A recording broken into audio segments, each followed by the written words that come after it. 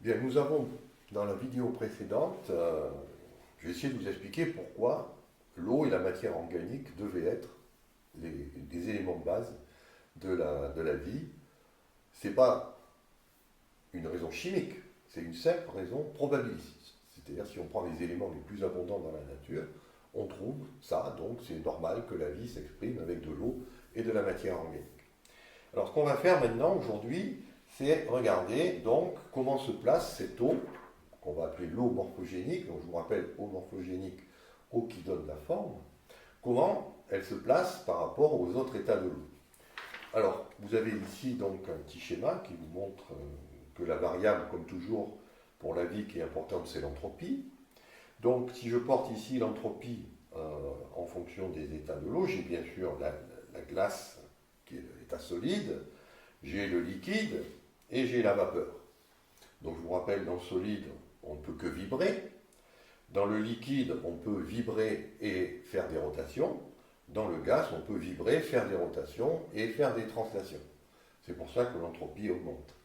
Bien, comme vous le voyez, l'eau morphogénique se situe ici, c'est-à-dire c'est un état qui en entropie est moins rigide que la glace et qui est plus visqueux que l'eau liquide.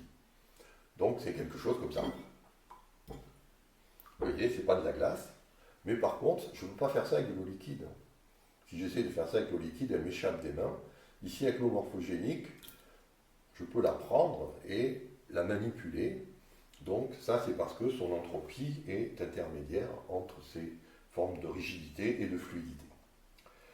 L'autre chose que, une fois qu'on sait que l'eau va être le constituant majoritaire, on peut se poser la question, mais qu'est-ce qui va obliger les molécules à faire ces enchaînements? Parce que je vous rappelle qu'on a, pour expliquer la présence de l'eau liquide, que les molécules ne peuvent pas se translater indépendamment les unes des autres, c'est qu'on a une liaison chimique. Donc la première explication, vous l'avez ici, on a fait le calcul de la taille de la molécule d'eau, dont je ne reviens pas dessus, mais c'est surtout la polarité. C'est-à-dire qu'ici, en bleu, vous avez les zones où il y a un déficit d'électrons, et en rouge, les zones où il y a un excès d'électrons. Donc, je vous rappelle comment la représenter.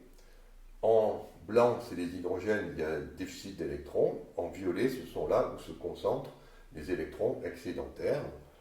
Bon, la physique quantique nous permet de comprendre, de voir qu'il y a à peu près 0,2 électrons ici et moins 0,4 sur l'oxygène, puisqu'il y a 2 hydrogènes, donc il faut que ce soit neutre.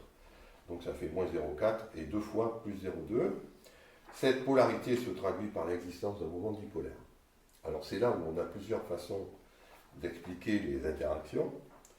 La façon la plus simple, c'est de savoir que quand vous avez des mouvements dipolaires, ils s'accolent les uns aux autres pour faire des chaînes.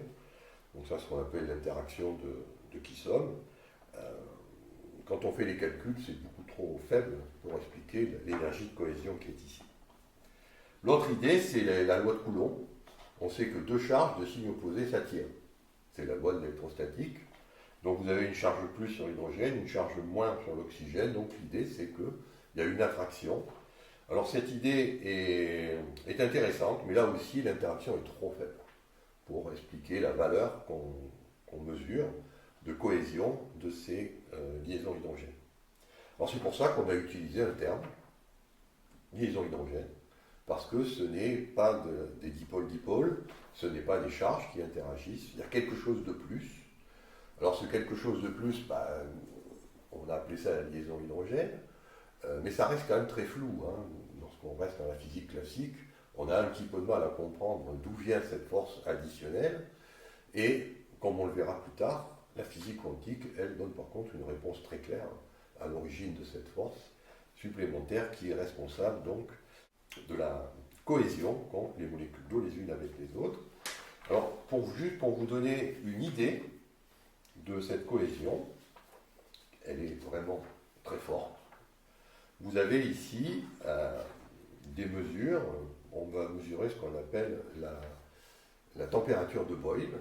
On fait passer l'eau à l'état vapeur, et quand on fait passer l'eau à l'état vapeur, on peut faire ce qu'on appelle des mesures de pression, de volume, température. Et lorsqu'on fait ça, on a ce qu'on appelle une équation d'état C'est-à-dire que la pression va dépendre de la température et du volume en première approximation. Et puis il va y avoir des termes correctifs qui vont décrire des interactions qu'ont les molécules les unes avec les autres. Alors, ça peut être par exemple des interactions de ce type-là. On dit que ça s'attire, le plus se met à côté du moins, interaction dipolaire ou électrostatique. Ça peut être aussi des répulsions. C'est-à-dire que les molécules, au lieu d'essayer de se coller les unes aux autres, vont plutôt se repousser. Ça, c'est déjà des choses un peu plus mystérieuses, et c'est la physique quantique qui nous explique pourquoi des fois c'est répulsif. Je ne vais pas rentrer dans les détails en ce moment-là. Ce qui est important, c'est qu'on a ce coefficient ici, B, qui est ce qu'on appelle le second coefficient du viriel, et il dépend de la température.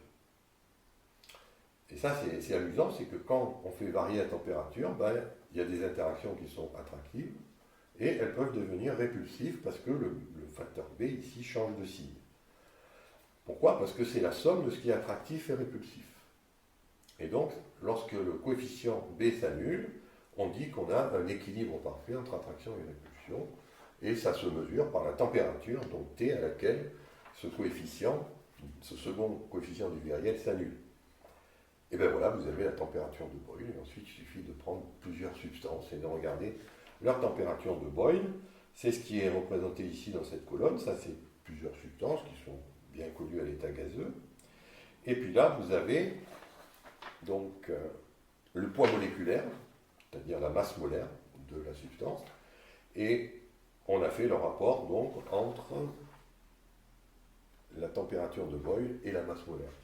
Pourquoi? Parce qu'on sait que la température de Boyle, plus la masse molaire est grande, plus la température de Boyle est grande.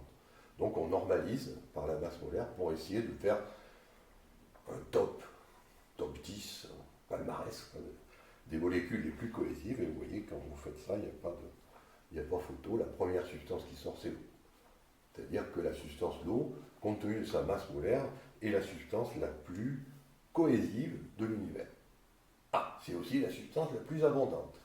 Donc substance la plus cohésive, substance la plus abondante, ça commence à faire beaucoup et on comprend que toute vie sera évidemment hydratée. Il ne peut pas en être autrement.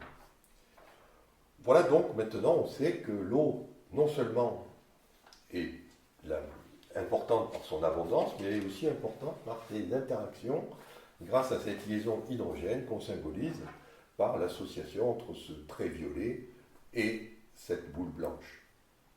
Reste à élucider la nature précise de cette liaison hydrogène. On sait que ce n'est pas de l'électrostatique, on sait que ce n'est pas du dipolaire. Donc ça, on le verra quand on étudiera la physique quantique. Je vous expliquerai comment ce mécanisme se fait. Et en attendant, eh bien, je vous laisse jouer avec l'eau morphogénique avant de regarder quelques propriétés qui sont spécifiques de l'eau morphogénique.